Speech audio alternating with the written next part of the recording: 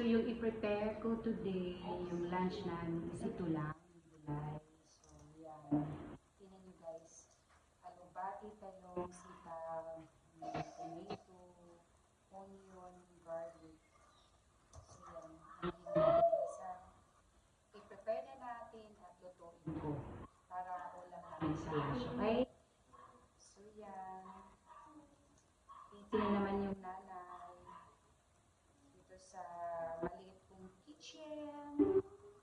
So, please enjoy watching, guys. So, yun ang ginagawa ko, guys. Wala eh. So, yan na.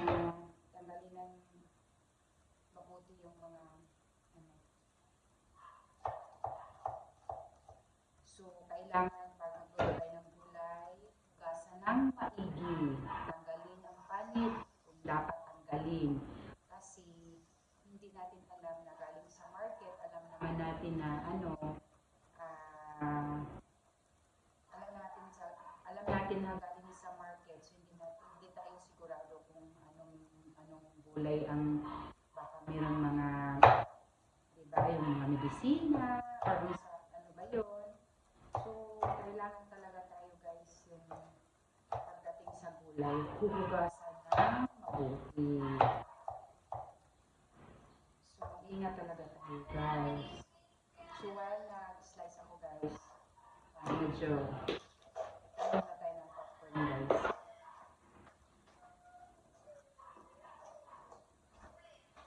Kasi while nagluluto, tayo na tayo ng popcorn. Popcorn. Para enjoy naman yung prepare natin ng ano, lulutuin. Di ba guys? So yan.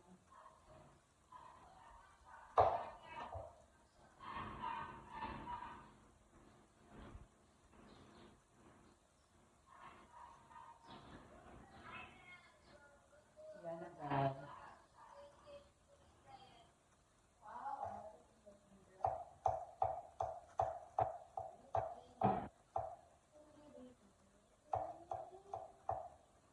So yan.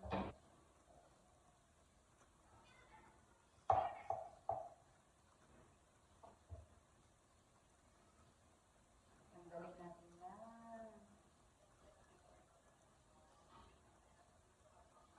So yan guys. So ito lang talaga yung trabaho ng nanay guys, no? At ano, nasa bahay lang. Pero enjoy naman diba?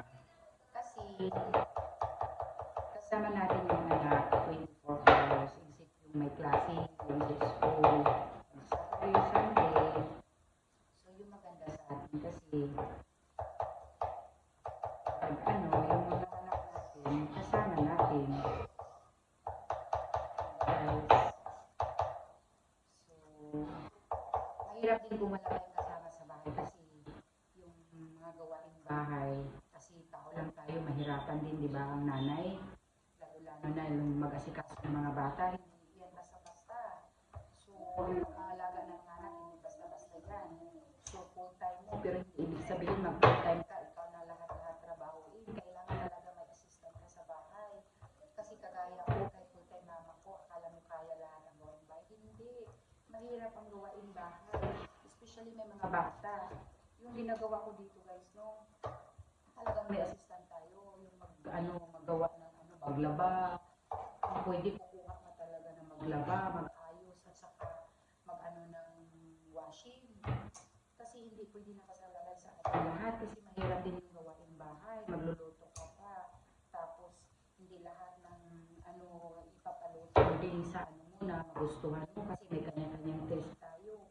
So, yan talaga guys, yung maging nanay. Ano talaga yun? Hindi basta-basta yun yung natin sa propisyo.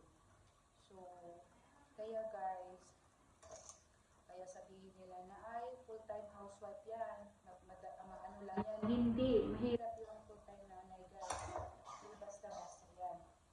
So, para sa akin, hindi basta-basta. Dapat may award tayong mga nanay at saka dapat may assistant din na mag-ano lang tayo sa gawain natin na tayo lang.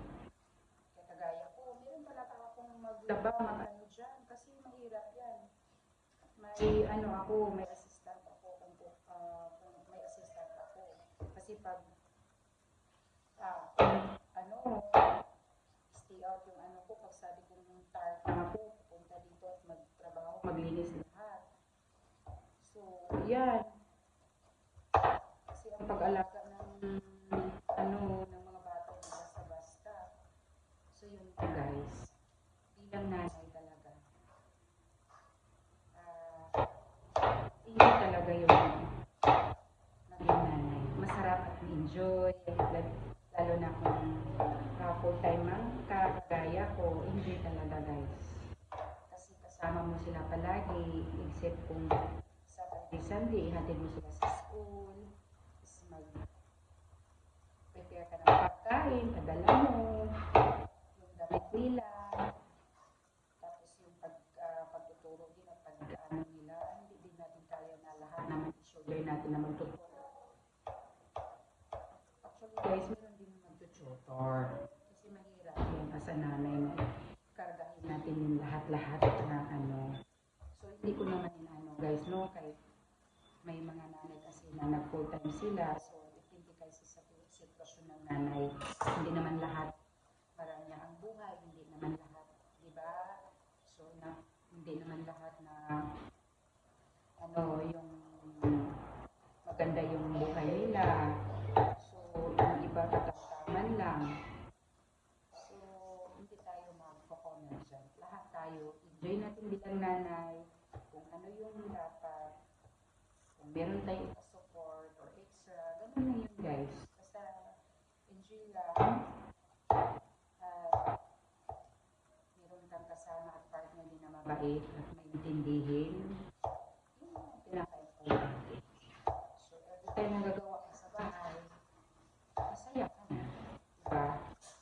So yun guys, yung husband ko dito, nagbili siya ng cellophane. Pag high at saka nagbili siya ng money. Tingnan mo guys, may money. Pag high dito din ako.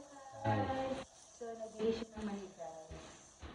So ito, ano naman ito, kanang lagyan ng asin na kuwahan, di ba?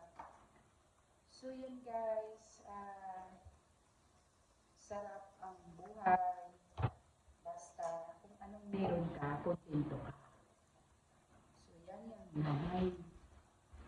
Okay? So yan.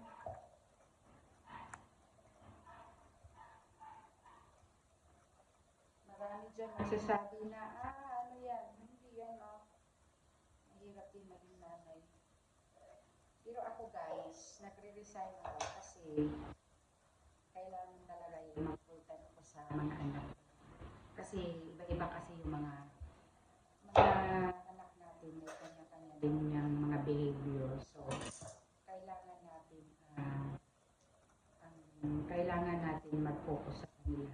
Kasi may experience na kasi ako guys, yung dati, meron kaming helper, kasi matagal din ako nag-work sa government, and then nag-work din ako sa private. So, alam nyo guys, yung mga anak ko, iniwan ko lang sa mga nani or yaya. So, hindi ko talaga mapigilan at napaluha ako at naka-decide ako na mag-stop mag-work kasi ako'y nalulungkot kasi hindi naman lahat yung trust natin sa helper natin nandyan. So, kasi yung mga helper, may kanya-kanyang attitude yan. So, may na-experience na akong mag-alis ng bigla. Tapos, ayun na, mga bata, mag-alis bigla. So, ang mga bata, kawawa, diba? So, may mga helper din na marami ding iniisip na problema sa pamilya nila. So, marami tayong i-consider sa kanila. So, hindi pwede na mahirap kaya guys maging helper din, di ba? So, kagaya natin as a nanay, parang helper tayo sa bahay. So, galing din sa kanila. Matatay din sila. So, hindi na pwede na sabihin natin yung mga mga helper na mayroong pasaway. Hindi yan guys, kasi may kanya-kanya talaga iniisip yan at may mga kanya-kanyang problema iniisip yan. So, kaya naiintindihan ko sila. So, yung ginagawa ko kasi guys, since iba-iba talaga yung biyaya ng mga anak ko, so nag-decide talaga ako na mag-stop. Kasi ako ang naawa sa mga anak ko. So,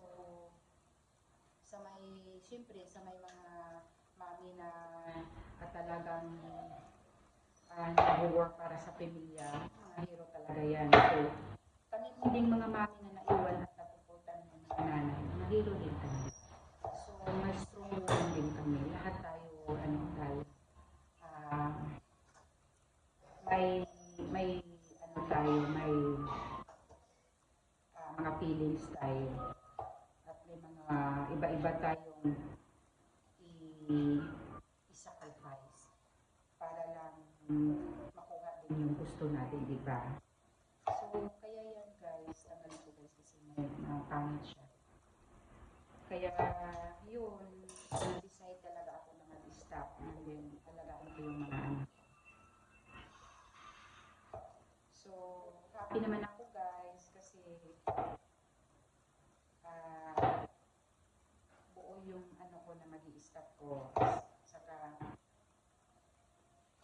yung partner ko kasi is maintindihan at yung 100% support niya sa akin. Kaya blessed din tayo guys. Kaya kayong mga mami dyan, yun lang, enjoy lang as a mom. Enjoy as a motherhood.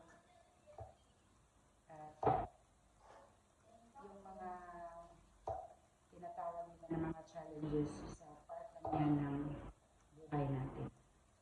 Okay? So, hindi basta-basta talaga guys. So, yun. Kaya, ito yung buhay ko. Ito na lang yung ginagawa ko guys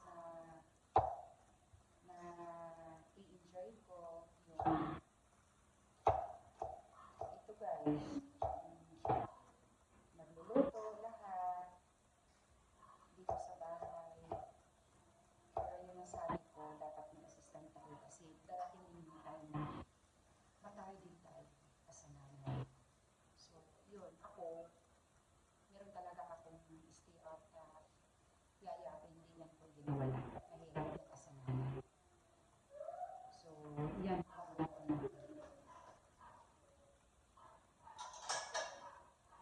Meron talagang yan. Yung na nasabi ko, ulitin ko, hindi lahat ng nanay na kung wala talaga, hindi talaga able. So, yun, gagawin talaga natin yung sarili na kaya natin. Kasi wala namang trabaho hindi kaya ng nanay. Lahat yung magagawa. Kasi, experience ko yan guys. Kasi kami, ay before, marami din kami. So, sa awa ng Diyos, nakatapos din lahat. So, basta sikap lang guys, sikap lang. Tapos may kanya-kanyang pamilya na. Masaya na din. So, yun lang talaga. Na.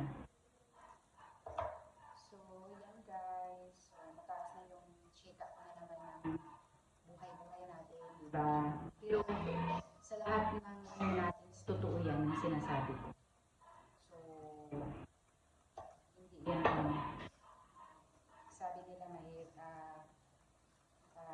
yun, sabi nila, yun na, masaya yung pag-aasawa ko. Yes, I'm thankful to God na kahit masaya ako sa pag-aasawa ko. Kasi yung pag-aasawa is kuling din yan, swerte din yan. May nag-aasawang swerte, may nag-aasawang hindi swerte. So, kasi pag-aasawa ka nga, tapos yung partner mo hindi naman siya buo at hindi naman support lahat sa'yo, may kanya ding decision. So, maghiwalay din kayo. Pero kung partner kayo na nagkaintindihan kayo, para kayong mag-best friend, kung anong problema ng isa, problema din ng isa, magkaintindihan kayo. So, mag-last yung yung pag-aasawa. At saka, higit sa lahat guys, ilagay talaga natin na si God nandun sa center talaga ng pag-aasawa. Palagi tayong manalangin. Kasi sa totoo guys, kasi sabi ko, ay, tignan ko talaga kay Lord kasi yung partner ko mabait. Yes, indeed talaga. Salamat sa Diyos. So, hindi naman perfect, but salamat sa Diyos. Kasi, meron tayong partner na mabait. Hindi kagaya ng iba na yung nasabi ko, yung pag-aasawa, kukunin din niya. Ngayon, maswerte mo, inamalas din. Pero hindi ibig sabihin guys na pag tayo, kasi may iba-ibang reason yan. Hindi natin alam kung hindi sila nagkasundo, bakit sila nagkahiwalay. Hindi natin yan alam. Basta yung sa atin lang is, pag mag-asawa, is honest ka lang, magkasundo kayong dalawa, kung gusto ng isa, gusto mo rin. Tapos, yung mag-pray tayo palagi na nasa center talaga yung God sa pag-aasawa. Para kung merong hindi maganda or mainit yung ulo ng isa, mataas yung pasensya mo. So yun lang talaga. Ang pinaka-importante, magwagi para yung happy family tayo, diba? So yan guys. Yun yung chika ko. Malapit na ako matapos guys.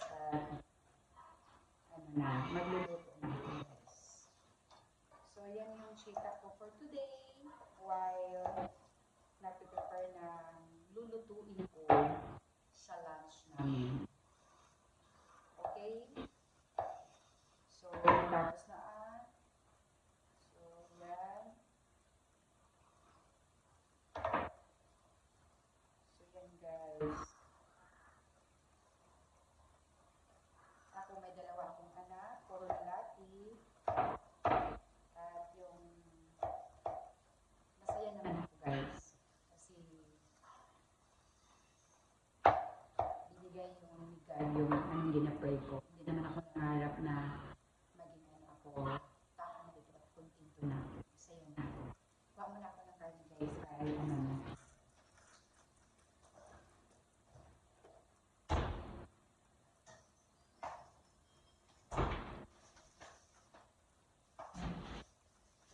So, yung ilagay ko guys, yung chicken lang para sa guys. So, yun, ang kwento ng buhay dito sa kusina ko. Katatawa talaga guys. So, yan, slice na natin yun. Natapos na. So, yun guys.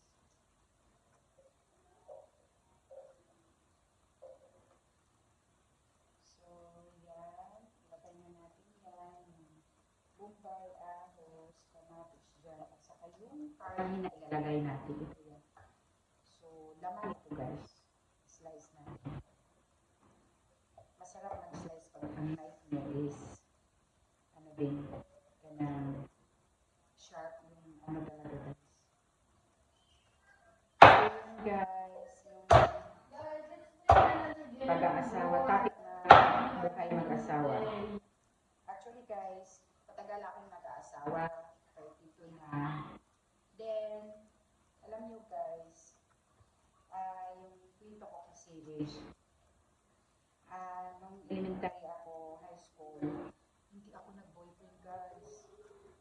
Kasi sa kami nakatira sa Tigaw So, parang titay na titay ang dating ko. Hindi ko rin alam guys kung bakit naglaki ako na parang ganun, parang seryoso. Kasi mahirap lang kami, gusto ko talaga makatapos. Pero lahat naman kami nakatapos guys. Iba na talaga yung nakakantak ko ng ko, mature. So, wala kami magkakapatid. I'm the youngest. So, lahat kami nakatapos sa pag-aaral. Okay? And then, so, hindi talaga ako guys wala din akong class. Hindi ko rin naiintindihan nung time akong ano guys, wala akong ka-testes nung time na yun ng elementary at high school. Tapos pandak ako guys. Taba ako. Tapos sabi ng mga teachers, pandak daw ako. Walang nakakagusto guys kasi pangit nung maliit ako yung elementary. Nung high school na naman, walang ka-RT-RT. So hindi ko akalain na, guys, na ay yung tao pala guys, makatapos ka na pag-high school. No? Mag-iba talaga yun. College ako, wala din akong boyfriend. Sa dorm lang kami. Sa dorm lang kami guys. Nakakaluka talaga. Seryoso talaga ako. And then, pag-college ko, walang boyfriend. So, pagka-graduate ko, guys, wala din akong boyfriend. Until such time na naka-work ako. So, yun yung time na nag-work ako, guys. Sadya talaga, guys, ba? Yung time na nag-work ako, yun na. May naligaw marami, pero yung thinking ko kasi, guys, is matakot ako kasi wala talaga akong experience. Wala akong elementary, high school, college din, focus ako sa school. Hindi ko maintain, parang wala akong feeling. Sa dormitory lang kami nakatira. So, sa isang room, 8 kami. So, nagiging ako doon sa room, yung tawag nila big sister, yung head sa room. Until na nag-graduate kami doon sa dormitory. So, yun, parang ating dating. So, yun, pag-graduate ko, guys, wala akong boyfriend. Yung time na nakatrabaho ako, yun na, may nagdating na sa akin, maraming nangligaw, pero takot ako. Pero siguro yun talaga yung itawag nila na destiny. Kasi yung kaibigan ng office-mate ko, meron siyang kaibigan, yung husband ko. So, natakot pa ako noon, guys. So, year 2022, yun na, nagligaw na siya, guys. So, yan, siya ang naging boyfriend ko una. Tapos, yun na, tuloy-tuloy na yun, guys. Pero alam nyo, guys, matagal din kami nag-asawa. Merong yung time na yun, maraming nagliligaw, parang pling-pling-pling. Pero isa lang talaga yung isa lang talaga yung boyfriend ko. Yun lang talaga, wala nang iba. So, parang swerte ko talaga. Yan, yung husband ko, yun talaga yung first and last ko. So, yan, yun yung story ng buhay ko.